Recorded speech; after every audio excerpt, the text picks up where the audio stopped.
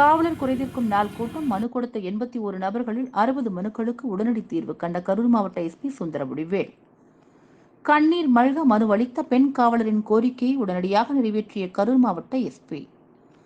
கரூர் மாவட்ட காவல்துறை கண்காணிப்பாளர் அலுவலக வளாகத்தில் காவலர்களுக்கான குறைதீர்க்கும் நாள் கூட்டம் முதலாக நடைபெற்றது.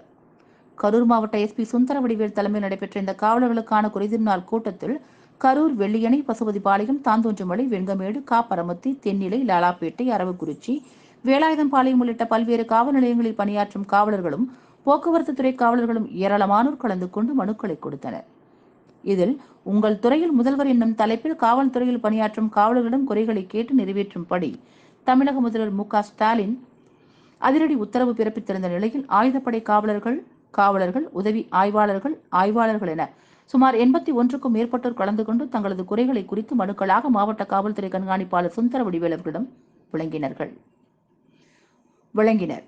அம்மனுக்களை பெற்றுக் கொண்ட கரூர் மாவட்ட காவல்துறை கண்காணிப்பாளர் சுந்தரவடிவேல் அதன் மீது உரிய நடவடிக்கை எடுத்ததன் 60 மனுக்களுக்கு உடனடியாக தீர்வு கண்டு ஒரே நாளில் பிரச்சனைகளை தீர்த்து வைத்தார். மீதமுள்ள 21 மனுக்கள் உயர் அதிகாரிகளின் பார்வைக்காக அனுப்பி வைத்து தீர்வு காண்பதற்காக தெரிவித்துள்ளப்பட்டது.